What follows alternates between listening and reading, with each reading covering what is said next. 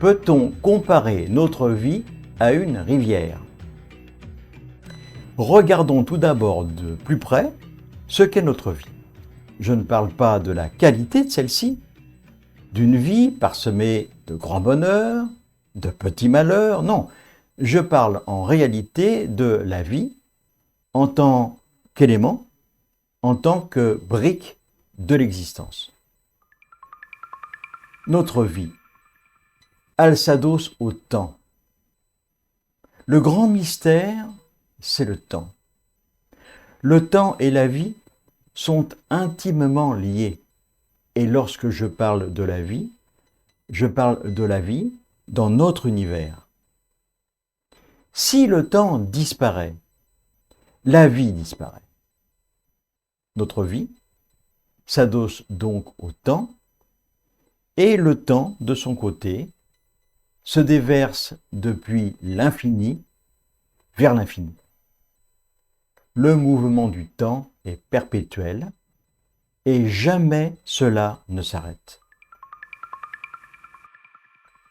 Du point de vue de l'être humain, le temps se déverse dans un futur incertain. Mais ce futur incertain n'est qu'une construction de l'ego. Car du point de vue de la grande conscience, passé et futur ne font qu'un et se résument dans l'instant présent. Ils n'ont pas de réalité. Du point de vue de l'instant présent, celui-ci avance vers le futur. En tous les cas, c'est l'impression qu'il nous donne.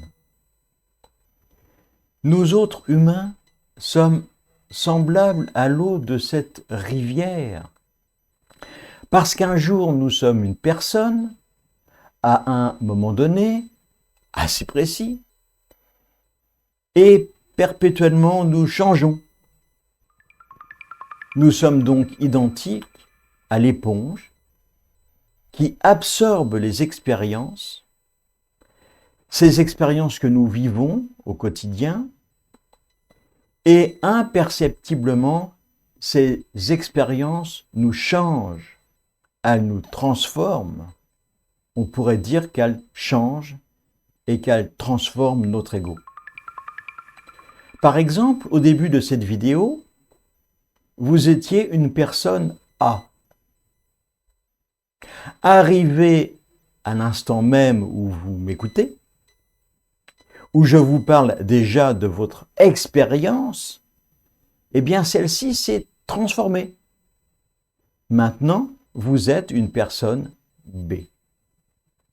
Et cela se transforme en permanence. À chaque nouvelle expérience, une nouvelle personne en vous naît. Un tri se fait en arrière-plan, certaines pensées sont mises au rebut, d'autres alimentent votre expérience, et tout doucement, sans vous rendre compte de rien du tout, vous changez. Ce n'est donc pas quelqu'un de tout à fait différent qui va sortir de cette petite vidéo. C'est la même personne, vous, enrichi d'une toute nouvelle expérience, grâce à ce petit enseignement. Cette nouvelle expérience, ce petit enseignement qui fait de vous une nouvelle personne. Et ainsi, la rivière de la vie, de votre vie, continue de couler. Elle vous enrichit de nouvelles expériences. Maintenant, c'est à vous de faire le tri. Nous pouvons bien évidemment faire cela sur une période de temps plus longue. Par exemple, entrer dans une relation avec quelqu'un. Au début, tout va bien. Et puis, au fil du temps, on commence à voir des craquements, des choses qui dérangent, l'expérience qui s'affine, les égos se désaccordent. Après plusieurs années, ces deux personnes deviennent quelquefois étrangères. Dans un mariage, c'est le divorce. c'est aussi la dure expérience de l'amour véritable, qui, lorsqu'il se casse, est très destructeur. Car rien ne dure, mais dans l'instant présent de l'amour, la fin n'existe pas. Certaines personnes ne s'en remettent jamais. Nous pouvons donc affirmer que la rivière de notre vie a rencontré les rochers de l'expérience négative et du rejet qui nous ramènent à rien du tout. Quelquefois, nous devenons même des inconnus vis-à-vis de nous-mêmes. Ce chamboulement de notre personnalité nous amène donc souvent à chercher une eau beaucoup plus calme, en remontant à la source, là où nous ramène la méditation zazen. Elle nous ramène à la source de ce questionnement.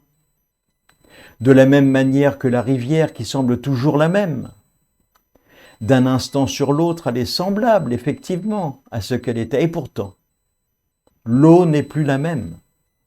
Car, et c'est la source de son secret, elle se renouvelle sans cesse, comme votre ego.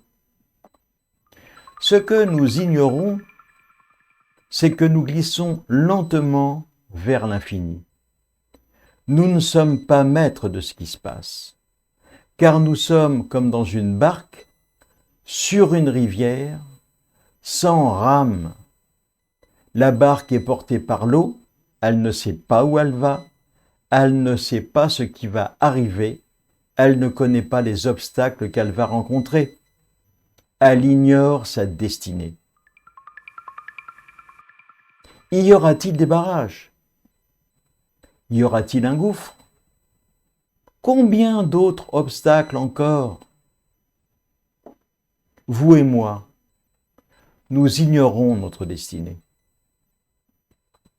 Si vous pratiquez la méditation, vous pourrez profiter de cet endroit calme, de cet îlot au milieu de la rivière, de cet îlot qui nous préserve du temps qui passe, qui nous préserve des tempêtes de l'ego.